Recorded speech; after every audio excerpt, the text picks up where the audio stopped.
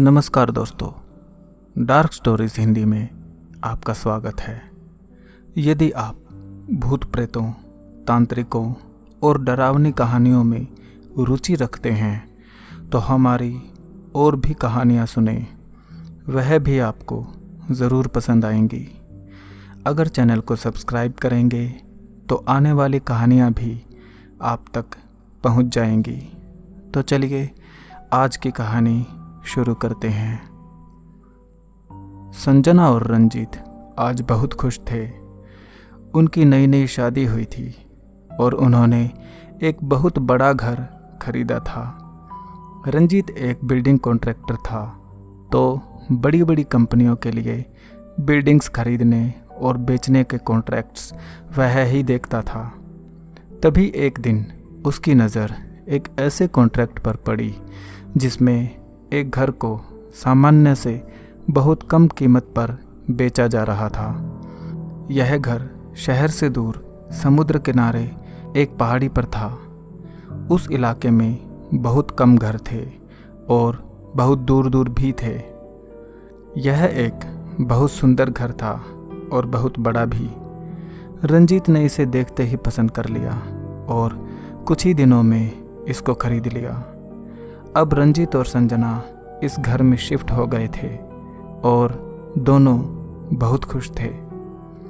रंजीत दिन भर काम की वजह से बाहर रहता था, तो संजना किस रूम में कैसे रंग के पर्दे लगेंगे, किस जगह कौन सा सामान रखा जाएगा, इसी की प्लानिंग करते हुए सारा दिन बिता देती थी। एक दिन जब रंजीत शाम को घर आया तो संजना ने उसे कहा, तुम फ्रेश होके आ जाओ, मैं खाना लगाती हूँ, मुझे तुमसे कुछ बात भी करनी है।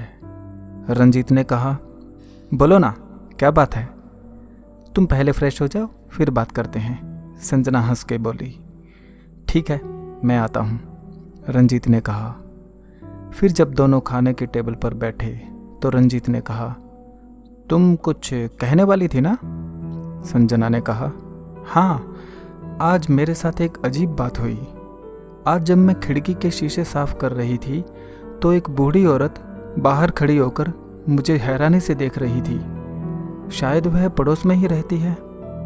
मैंने जब उनको अंदर आने के लिए कहा तो वह एकदम जैसे घबरा गई और बोली, नहीं नहीं, मुझे काम है, मैं चलती हूँ। मुझे उनका यह व्यवहार बहुत अजीब लगा। रंजीत एकदम गंभीर हो गया, फिर बोला, शायद वह तुम्हारी मोटी मोटी आंखें देखकर डर गई होगी। यह कहकर वह जोर से हंसने लगा। तुम्हें मेरी हर बात मजाक लगती है ना? जाओ, मैं तुमसे बात नहीं करती। यह कहकर संजना किचन में चली गई, लेकिन किचन में पहुंचते ही उसकी चीख निकल गई। संजना की चीख सुनकर रंजीत भागकर किचन में पहुंचा। क्या हुआ? रंजीत संजना को आश्चर्य से देखते हुए बोला, मैंने गैस पर दूध गर्म करने के लिए रखा था, वह निकल गया। संजना ने घबराते हुए कहा, तो इसमें डरने की क्या बात है? रंजीत ने कहा। तब संजना और भी घबराते हुए बोली, मैंने दूध उबलने के बाद गैस को बंद कर दिया था, मुझे अच्छी तरह याद है। लगता है तुम्हारी याददाश्त कमज़ोर हो गई है, खुद ही गैस बंद करना भूल गई, फिर भी बोलती हो मैंने बंद कर दी थी। तुम्हारा इलाज करवाना पड़ेगा। रंजीत बात को हंसी में उड़ाते हुए बोला। इस पर संजना खींच कर बोली, तुम्हें मेरी किसी भी बात का भरोसा नहीं है ना? तब रंजीत संजना को मनाते हुए बोला, मुझे तुम्हारी हर बात पर पूरा भरोसा है, पर नया घर है ना, एडजस्ट होने में तुम्हें थोड़ा टाइम लगेगा। Take it easy dear. यह कहकर रंजीत ने किसी तरह बात को ख़त्म किया। अगले दिन जब संजना घर के आंगन में लगे पौधों को पानी दे रही थी तो उसे वही औरत फिर से नज़र आई। वह आज भी संजना को हैरानी से देख रही थी। संजना जैसे ही उस औरत से बात करने के लिए आगे बढ़ी, डरे हुए भाव चेहरे पर लिए उस औरत ने हाथ से घर की एक खिड़की की तरफ इशारा किया। संजना ने मुड़कर खिड़की की तरफ देखा, लेकिन वहाँ पर उसे कुछ भी असामान्य दिखाई नहीं दिया। फिर जब वह उस औरत की तरफ मुड़ी तो देखा कि वह बूढ़ी औरत लगभग भागते हुए वहाँ से निकल गई। उसके चेहरे पर डर साफ नज़र आ रहा था। ऐसा लग रहा था जैसे वह किसी चीज़ से बचकर भाग रही हो। इसके बाद जब संजना अंदर गई तो उसी कमरे में पहुंची जिसकी तरफ उस औरत ने इशारा किया था। जैसे ही वह उस कमरे के अंदर गई, उसे ऐसा लगा जैसे वहाँ पहले से ही कोई मौजूद था, क्योंकि उस कमरे की चीज़ें इधर उधर बिखरी पड़ी थी। संजना ने सोचा कि कोई बिल्ली उस घर में घुस आई है जो यह सब कर रही है, लेकिन जब उसने उस खिड़की के शीशे को देखा तो जैसे उसकी सांस ही अटक कर रह गई। खिड़की के शीशे पर एक हाथ का निशान साफ नज़र आ रहा था। ऐसा लग रहा था जैसे थोड़ी देर पहले ही वहाँ पर कोई हाथ रख कर खड़ा था। यह ख्याल मन में आते ही संजना सहम सी गई। वह वहीं पर एक कोने में सिकुड़ कर बैठ गई। उसके मन में एक अनजाना सा डर बैठ गया था। अकेले होते हुए भी किसी के आसपास होने का एहसास उसे होने लगा था।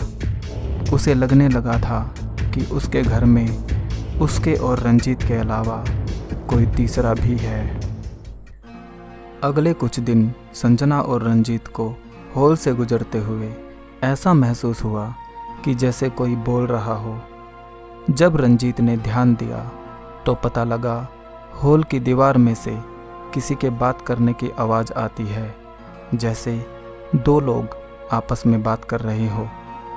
लेकिन यह कैसे संभव था, क्योंकि उस इलाके में सबसे करीबी घर 100 मीटर दूर था।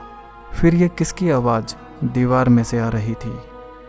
यह जानने के लिए रंजीत ने लकड़ी की दीवार को एक कुल्हाड़ी की सहायता से तोड़ना शुरू किया। कुछ देर की मेहनत के बाद जब दीवार में एक बड़ा सा छेद हुआ तो उन्हें पता चला कि उस दीवार के पीछे एक और दीवार है।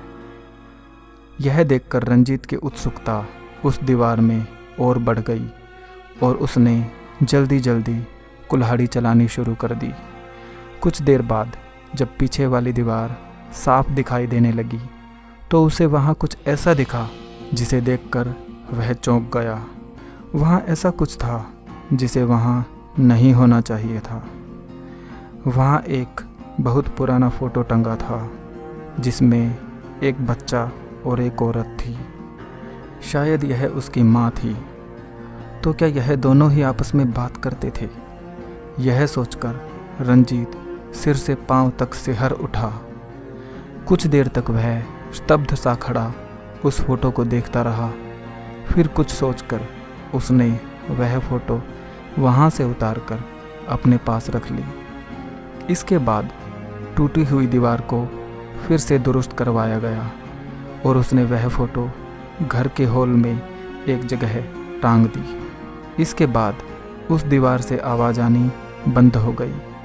लेकिन यह तो उस घर में अनहोनी घटनाओं की शुरुआत भर थी। एक दिन जब रंजीत काम पर गया हुआ था तो दोपहर के समय संजना घर का सारा काम करके थक गई थी, तो थोड़ी देर के लिए आराम कुर्सी पर लेट गई। थोड़ी देर बाद जब वह उठी तो उसकी नज़र हॉल में लगे उस फोटो पर पड़ गई। जैसे ही संजना ने उस फोटो को ध्यान से देखा तो उसके पैरों तले की ज़मीन ही खिसक गई। उस फोटो में बैकग्राउंड तो था, लेकिन माँ और बेटा नहीं थे। यह देखकर वह बहुत डर गई। अगर वे दोनों फोटो में नहीं है तो फिर कहाँ है? वह यह सब सोच ही रही थी कि तभी उसे ड्राइंग रूम के टीवी के चलने की आवाज़ आई। टीवी अपने आप ऑन हो गया था या फिर किसी ने ऑन किया था? यह सोचकर संजना अंदर तक हिल गई।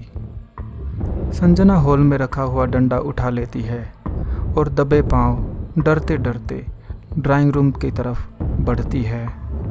अब ड्राइंग रूम से किसी के बात करने की आवाज़ें भी आने लगी थी। जैसे जैसे संजना ड्राइंग रूम की तरफ बढ़ रही थी, उसका दिल भी तेज और तेज धड़कता जा रहा था। संजना ने ड्राइंग रूम के थोड़े से खुले हुए दरवाजे से अंदर झांक कर देखा तो उसके होश उड़ गए। डंडे पर उसकी पकड़ ढीली हो गई और वह सुन्न सी खड़ी वहाँ अंदर देख रही थी। अंदर सोफे पर एक औरत और एक बच्चा बैठे थे और टीवी देख रहे थे। अचानक उस औरत और बच्चे का सिर संजना की तरफ घूम जाता है और अगले ही पल वह औरत ठीक संजना के सामने खड़ी थी। उसका चेहरा भयानक रूप से बदल चुका था। संजना की सोचने समझने की शक्ति ने काम करना बंद कर दिया था। उसे समझ नहीं आ रहा था कि इस अप्रत्याशित स्थिति में वह क्या करे। तभी वह औरत जोर से चिल्लाई, निकल जाओ मेरे घर से। और इसके साथ ही एक जोर की आवाज़ के साथ दरवाज़ा बंद हो गया। संजना को एक तेज धक्का लगा और वह हवा में उछलकर 10 फीट दूर हॉल में जा गिरी। जैसे ही संजना ने होश संभाला, वह सब कुछ छोड़कर अपनी पूरी ताकत लगाकर घर से बाहर की ओर भागी। भागते भागते वह दूर एक घर तक पहुंच गई और मदद पाने की उम्मीद में पागलों की तरह उस घर का दरवाज़ा खटखटाने लगी। जब दरवाज़ा खुला तो संजना हैरान रह गई। उसके सामने वही बूढ़ी औरत खड़ी थी जो उसे उसके घर के बाहर दिखाई दी थी। उस बूढ़ी औरत ने संजना को इस तरह देखा जैसे कि वह सब कुछ पहले से जानती हो। जल्दी अंदर आओ, यह कहते हुए उस औरत ने संजना को अंदर खींच लिया और दरवाज़ा बंद कर लिया। बूढ़ी औरत ने संजना को कुर्सी पर बैठाया और फिर कहना शुरू किया, मुझे पता था तुम एक दिन मुझसे मिलने ज़रूर आओगी और मुझे यह भी पता है कि तुम्हारे मन में क्या सवाल चल रहे हैं। तुम उस घर के बारे में जानना चाहती हो ना? वह औरत और वह बच्चा कौन है, यही जानना चाहती हो ना? संजना ने हैरानी से कहा, हाँ, लेकिन आपको ये सब कैसे पता? तब बूढ़ी औरत ने कहना शुरू किया, मेरा उस घर से बहुत पुराना रिश्ता है। दरअसल वह घर किसी ज़माने में मेरे पूर्वजों का हुआ करता था। मेरे परदादा 4 भाई थे। उस समय वह घर और उसके आसपास की सारी ज़मीन हमारी थी। चारों भाई इस ज़मीन पर खेती करते थे और जो भी पैदावार होती उसे बेचकर काफ़ी पैसा मिल जाता था। हमारा कारोबार बहुत अच्छा चल रहा था, लेकिन जब भाग्य में सर्वनाश लिखा हो तो उसे कोई कैसे टाल सकता है। 4 भाई में से सबसे छोटे भाई की नीयत खराब हो गई और वह सारी ज़मीन और घर को अकेले हथियाने की साजिश रचने लगा। एक रात उस पर शैतान सवार हो गया और जब सब सो रहे थे तब उसने अपने तीनों भाइयों को और 2 भाइयों की पत्नियों को सोते हुए ही मार डाला। तीसरे भाई की पत्नी और बच्चा मायके गए हुए थे तो उस रात वह बच गए। जब वे वापस घर आए तो छोटे भाई ने उनके आगे प्रस्ताव रखा कि वह उसकी पत्नी बनकर उसके साथ रहे, नहीं तो वह उसे और उसके बच्चे को भी मार देगा। लेकिन उस औरत ने अपने देवर के इस प्रस्ताव को ठुकरा दिया। इससे गुस्सा होकर वह दरिंदा उनको मारने के इरादे से उनके पीछे लग गया। वह औरत जान बचाने के लिए अपने बेटे को लेकर भागी। भागते भागते वह छोटी पहाड़ी के किनारे तक पहुंच गई। वहां से आगे जाने का कोई रास्ता नहीं था क्योंकि आगे गहरी खाई थी और पीछे वह हत्यारा कुल्हाड़ी लेकर खड़ा था। उस बेचारी औरत के पास बचने का अब कोई रास्ता नहीं था। तभी उसने एक आखिरी फैसला किया। उसने उस हत्यारे को चेतावनी भरी आवाज़ में कहा, तू क्या समझता है कि हमें मारकर तेरा जीवन खुशियों से भर जाएगा? जिस ज़मीन के लिए तूने अपने परिवार तक को नहीं छोड़ा, एक दिन वही ज़मीन तेरे अंत का कारण बनेगी। तेरे हाथों मरने से अच्छा है हम यहाँ से कूदकर अपनी जान दे दें। जा, एक मरती हुई औरत तुझे श्राप देती है कि तेरी दौलत तेरे और तेरी आने वाली पीढ़ियों के किसी काम नहीं आएगी और तू बेमौत मरेगा। यह कहकर वह अपने बच्चे को सीने से लगाकर पहाड़ी से कूद गई। इतना कहकर बूढ़ी औरत कुछ देर के लिए चुप हो गई। तब संजना ने कहा, फिर क्या हुआ? बूढ़ी औरत ने आगे कहना शुरू किया। फिर क्या था, वह हत्यारा बहुत खुश हुआ। उसके रास्ते का आखिरी कांटा भी हट चुका था। फिर उसने एक लड़की से शादी की जिससे उसे एक बेटी हुई। लेकिन एक दिन नशे में धुत होकर उसने अपनी पत्नी के सामने अपना ही भांडा फोड़ दिया, जिससे उसकी पत्नी इतनी नाराज हो गई कि वह हमेशा के लिए उसे छोड़कर और अपनी बेटी को साथ लेकर मायके चली गई। मैं उसी बेटी की वंशज हूँ। इसके बाद वह बिल्कुल अकेला पड़ गया। एक दिन उसे अपनी मृत भाभी और उसका बच्चा दिखाई दिए जो उसे उस घर से निकलने को कह रहे थे। तब से वह घर के बाहर ही रहने लगा और विक्षिप्त सा हो गया। वह पागलों की तरह हवा में बातें करता रहता था और घर के आसपास ही भटकता रहता था, लेकिन घर के अंदर जाने की हिम्मत उसमें नहीं थी। उसका पागलपन इतना बढ़ गया कि वह बिना बात के चिल्लाने लगता था और किसी चीज़ से डर कर भागता रहता था। फिर वह अचानक कहीं गायब हो गया। किसी ने उसको ढूंढने की कोशिश भी नहीं की। कुछ दिन बाद इस इलाके में एक खबर फैल गई कि पास के जंगल में एक आदमी की सड़ी गली लाश मिली है, जिसे जानवर नोच नोच कर खा गए थे। इस तरह उस पापी का अंत हो गया। फिर कुछ देर खामोश रहने के बाद बूढ़ी औरत आगे बोली, इसके बाद उस घर पर अधिकार जताने वाला कोई नहीं बचा, तो सरकार ने उस घर की नीलामी करवा दी। लेकिन जिसने भी वह घर खरीदा वह ज़्यादा दिन टिक नहीं पाया। उस पापी का तो अंत हो गया था, लेकिन उसकी भाभी और बच्चे को अपने इस घर से बहुत ज़्यादा लगाव था, जिसके कारण उनकी मुक्ति नहीं हुई और वे आज तक इस घर में रह रहे हैं। और वे यह नहीं चाहते कि कोई और उनके घर में आकर रहे। यही कारण है कि तुम लोगों को यह घर इतना सस्ता मिल गया। वह तुमको भी उस घर में नहीं रहने देगी। इसलिए मेरी मानो तो उस घर को जितनी जल्दी हो सके छोड़कर चले जाओ। कहीं ऐसा ना हो कि तुम्हारे साथ भी कोई अनहोनी हो जाए। जब रंजीत शाम को घर आ रहा था तो संजना ने उसे रास्ते में ही रोक लिया और उसे बूढ़ी औरत के घर ले जाकर उस भूतिया घर की सारी कहानी सुनाई। तब रंजीत और संजना ने फैसला किया कि वे उस घर को छोड़ देंगे, लेकिन उसे बेचेंगे नहीं, ताकि फिर से किसी और के साथ यह सब ना हो। तभी बूढ़ी औरत ने उनसे कहा, मैं बहुत सालों से अकेली रहती हूँ और मेरे कोई बच्चे भी नहीं हैं। बातचीत में हुए इस अचानक बदलाव से संजना और रंजीत को एक झटका सा लगा और वे दोनों उस बूढ़ी औरत को हैरानी से देखने लगे।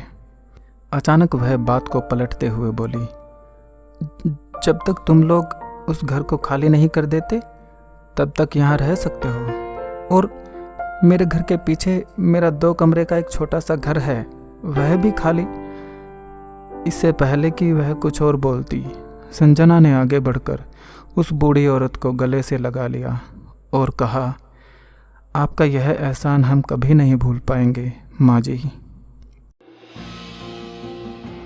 जैसे ही संजना ने उसे माँ जी कहा, वह अब तक किसी तरह रोके हुए अपने भावों को और नहीं रोक पाई और उसकी आंखों से आंसुओं की धारा बह निकली। रुंधे हुए गले के साथ उसने कहा, मुझे छोड़कर मत जाना बेटी। संजना ने भी इमोशनल होते हुए कहा, नहीं जाऊंगी माँ जी। तब वहाँ खड़े रंजीत ने कहा, अरे तुम दोनों माँ बेटी ही मिलते रहोगे, मैं भी तो हूँ यहाँ। इस पर उन दोनों की हंसी छूट गई और फिर बूढ़ी औरत ने उसे भी गले लगा लिया। अगले दिन रंजीत ने होम मूवर्स एंड पैकर्स की एक टीम को बुलाया और उस घर का सारा सामान अपने नए घर यानी बूढ़ी औरत के घर शिफ्ट करवा दिया। जब वे लोग ड्राइंग रूम से सामान हटा रहे थे तो कुछ सोचकर रंजीत ने कहा, भैया सुनिए, टीवी और सोफ़ा को यहीं रहने दो और इस कमरे के बाकी सामान को भी। फिर जब बाकी सब सामान पैक हो गया तो रंजीत पीछे मुड़कर ड्राइंग रूम की तरफ देखते हुए बोला, एंजॉय करो। यह कहकर रंजीत घर से बाहर निकल गया। जब वह घर के आंगन से निकल रहा था तभी कहीं से एक कागज़ का टुकड़ा लहराते हुए आया और रंजीत के पैरों के पास आकर गिर गया। उस पर कुछ लिखा हुआ था। रंजीत ने उसे उठा लिया और उसे पढ़ा। उस पर लिखा था, टीवी और सोफे के लिए धन्यवाद, माँ और बेटे की ओर से। यह पढ़कर रंजीत ने पीछे मुड़कर ड्राइंग रूम की खिड़की की तरफ देखा, जहाँ कृतज्ञता के भाव अपने चेहरे पर लिए वह माँ और उसका बेटा खड़े थे और धन्यवाद भरी आंखों से रंजीत की तरफ देख रहे थे। रंजीत उनकी तरफ देखते हुए मुस्कुराया, फिर धीरे धीरे चलते हुए आगे बढ़ गया। यहीं तक थी यह कहानी। यह कहानी आपको कैसी लगी हमें कमेंट्स करके ज़रूर बताएं। अगर आप हमारे चैनल पर नए हैं तो चैनल को सब्सक्राइब करें, क्योंकि हम ऐसी ही हॉरर स्टोरीज़ लेकर आते रहते हैं। तो मिलते हैं एक और हॉरर स्टोरी के साथ अगले वीडियो में। तब तक के लिए नमस्कार।